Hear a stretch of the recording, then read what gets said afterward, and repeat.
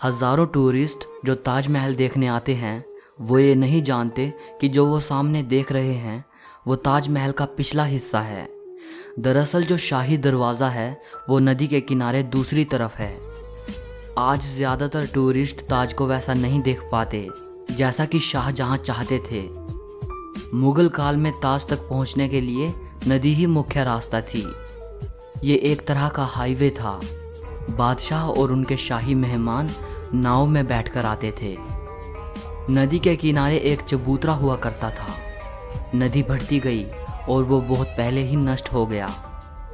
बादशाह और उनके मेहमान उसी चबूतरे से ताज आया करते थे।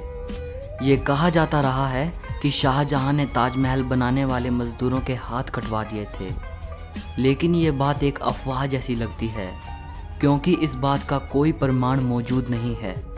बहुत से इतिहासकारों का मानना है कि शाहजहां ने मज़दूरों और कारीगरों को ज़िंदगी भर की पगार देकर उनसे एक करारनामा लिखवाया था कि वो ऐसी कोई दूसरी इमारत नहीं बनाएंगे। ताजमहल की जो 4 मीनारें हैं ये बिल्कुल सीधी नहीं खड़ी हैं, बल्कि चारों बाहर की ओर हल्की झुकी हुई हैं और इन्हें ऐसा ही बनाया गया था ताकि भूकंप जैसी आपदा आने पर अगर ये गिरे भी तो बाहर की ओर गिरें और मुख्य मकबरे को कोई नुकसान ना पहुँचे। कुतुब मीनार भारत की सबसे ऊंची मीनार है, लेकिन शायद आपको जानकर हैरानी हो, ताजमहल की ऊंचाई कुतुब मीनार से भी ज़्यादा है। ताजमहल 73 मीटर ऊंचा है, जबकि कुतुब मीनार की ऊंचाई 72.5 मीटर है। दुनिया में जितनी भी ऐतिहासिक इमारतें मौजूद हैं, उनमें से सबसे सुंदर कैलीग्राफी ताज पर हुई है। जैसे ही आप ताज के बड़े दरवाजे से अंदर जाते हो, दरवाजे पर लिखा ये सुलेख आपका स्वागत करता है। हे आत्मा, तू ईश्वर के पास विश्राम कर, ईश्वर के पास शांति के साथ रहे और उसकी परम शांति तुझ पर बरसे। ये कैलीग्राफी थुलूट लिपि में है। इस कैलीग्राफी को डिज़ाइन करने वाले का नाम अब्दुल हक था, जिसे ईरान से बुलाया गया था। शाहजहां ने उसकी चकाचौंध कर देने वाली कला को देखते हुए उसे अमानत खान नाम दिया, उपाधि के तौर पर। जिस वक्त शाहजहां बादशाह बने वो मुग़ल सल्तनत का सबसे सुनहरा दौर था, या यूं कहें शाहजहां का ज़माना मुग़ल हुकूमत की बसंत जैसा था। चारों तरफ अमन और खुशहाली थी। प्रजा के लिए बादशाह का हुक्म ही सबसे ऊंचा होता था। शाहजहां की बादशाहत में लड़ाइयाँ नहीं होती थी। वो ज़बरदस्त शान और शौकत ऐशो इशरत का दौर था। बादशाह को बड़ी बड़ी इमारतें बनवाने का शौक़ था। उन्होंने मुग़ल वास्तुकला के साथ भारत के प्राचीन इतिहास को मिला दिया था। ऐसी भव्य इमारत दुनिया ने पहले कभी नहीं देखी थी। इसके लिए सफ़ेद संगमरमर राजस्थान के मकराना से लाया गया था। जेड और क्रिस्टल चाइना से मंगवाया गया था। लैपिस लाजुली अफ़गानिस्तान से आया था। टर्कोइस तिब्बत से, जैस्पर पंजाब से, सैफ़ायर श्रीलंका से और कार्नेलियन अरब से आया था। कुल मिलाकर ऐसे ही 28 किस्म के बेशकीमती रत्नों को सफ़ेद संगमरमर में जड़ा गया था। इन सब चीज़ों को विदेश से आगरा लाने के लिए 1000 से भी ज़्यादा हाथी इस्तेमाल किए गए थे। ताजमहल आज से करीब 400 साल पहले 1631 में बनना शुरू हुआ था और ये 22 साल बाद 1653 में पूरा हुआ। इसका निर्माण 20,000 कारीगरों और मज़दूरों ने किया था। वास्तुकला का इससे शानदार नमूना दुनिया में दूसरा कोई भी नहीं।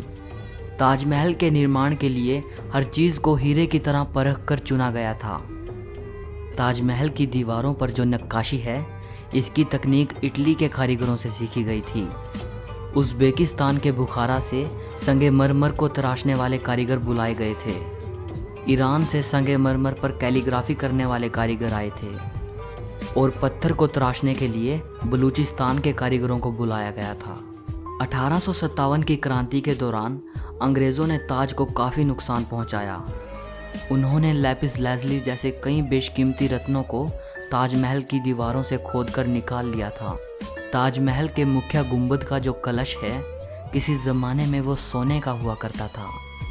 19वीं सदी की शुरुआत में सोने के कलश को बदलकर कांसे का कलश लगा दिया गया। दावे के साथ नहीं कहा जा सकता कि ताजमहल को किसने डिज़ाइन किया था, लेकिन ये कहा जाता है कि 37 लोगों की एक टीम ने मिलकर ताजमहल का नक्शा तैयार किया था। ये 37 वास्तुकार दुनिया के दूर दूर के कोनों से बुलाए गए थे। ताजमहल की नींव बनाते समय ताज के चारों ओर बहुत से कुएं खोदे गए। इन कुओं में ईंट पत्थर के साथ साथ आबनूस और महोगनी की लकड़ियों के लट्ठे डाले गए। ये कुएं ताज की नींव को मजबूत बनाते हैं।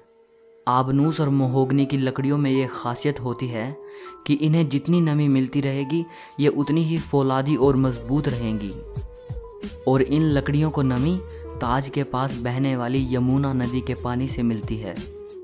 यमुना के पानी का स्तर हर साल घट रहा है और लकड़ियों में नमी की कमी आ गई है। यही वजह है कि सन 2010 में ताज में दरारें देखी गई। 1653 में जब ताज बनकर तैयार हुआ था उस समय इसके निर्माण की कीमत करोड़ों में आंकी गई थी। उसी हिसाब से अगर आज ताज बनवाया जाए तो इसे बनाने में कम से कम 57 अरब 60 करोड़ रुपए लगेंगे। एक कहानी प्रसिद्ध है कि शाहजहां यमुना नदी के दूसरी तरफ काले संगमरमर से ऐसा ही एक और काला ताजमहल बनाना चाहते थे। कहा जाता है कि शाहजहां मुमताज़ की तरह अपने लिए भी एक मकबरा बनाना चाहते थे, लेकिन इससे पहले कि वो काला ताजमहल बनवा पाएं औरंगज़ेब ने उनको कैद खाने में डलवा दिया।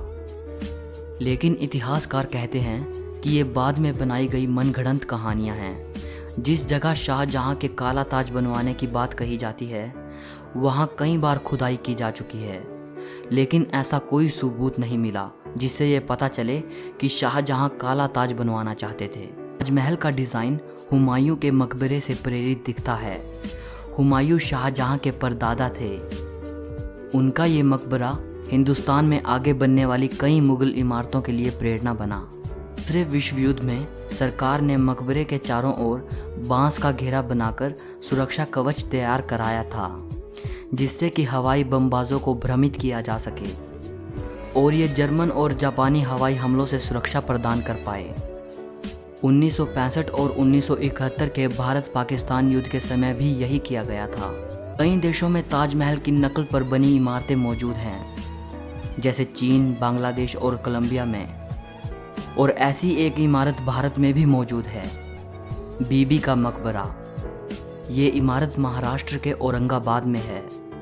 इसे मुगल बादशाह आजम शाह ने अपनी मां दिलरस बानो बेगम की याद में 17वीं सदी के आखिर में बनवाया था। इसे ताजमहल की तर्ज पे बनवाया गया था। इस मकबरे का गुंबद ताजमहल के गुंबद से छोटा है और इसका सिर्फ गुंबद ही संगमरमर का है, बाकी निर्माण प्लास्टर से किया गया है। मुमताज़ का असली नाम अर्जुमंद बानो बेगम था। शाहजहां ने उन्हें मुमताज़ महल नाम दिया, यानी महल का सबसे अनमोल रत्न। महज 38 साल की उम्र में अपनी 14वीं संतान को जन्म देते वक्त मुमताज़ की मृत्यु हो गई। उस वक्त वो बुरहानपुर में थी। अपनी प्रिय बेगम की मृत्यु से बादशाह बेहद दुखी हुए, जैसे उनकी ज़िंदगी ही तबाह हो गई। और आखिर उनकी याद में शाहजहां ने ताज को बनवाने का फरमान जारी किया। पहले मुमताज़ को बुरहानपुर में ही दफनाया गया। इसके बाद शाहजहां ने ताज को बनवाना शुरू किया। तब बुरहानपुर से मुमताज़ के शव को निकालकर जहां ताजमहल बन रहा था उसके पास एक बगीचे में दफनाया गया। ताजमहल को तैयार होने में 22 साल लगे। तब तक मुमताज़ का शव बगीचे में बनाई गई कब्र में ही दफन रहा। बाद में उसे ताजमहल के अंदर मुख्य गुंबद के नीचे दफनाया गया। इसी बीच शाहजहां के ही बेटे औरंगज़ेब ने आगरा पर हमला कर अपने पिता को कैद कर लिया। शाहजहां से पूछा गया कि वो क्या चाहते हैं, तो उन्होंने कहा कि उनको ऐसी जगह पर कैदी बनाकर रखा जाए जहां से वो सीधे ताज को देख पाएं, और उनकी ये ख्वाहिश पूरी कर दी गई। कैद में रहते हुए भी शाहजहां हर वक्त ताज को देखते रहते और वहीं उन्होंने अपनी ज़िंदगी की आखिरी सांस ली। मृत्यु के बाद उन्हें मुमताज़ के साथ ही ताजमहल में दफनाया गया। एक हारे थके बादशाह को भी अगर किसी ने गिरने नहीं दिया तो वो मुमताज़ के लिए उनका बेपनाह प्यार ही था। इस लगन से प्यार की ये अनोखी निशानी बनकर तैयार हुई, उसकी मिसाल आज पूरी दुनिया के सामने है। वीडियो के लिए इतना ही। अगर आपको ये वीडियो पसंद आई हो तो लाइक और शेयर ज़रूर करना। ताजमहल के बारे में या इस वीडियो के बारे में आपकी जो भी राय हो कमेंट में बताइएगा।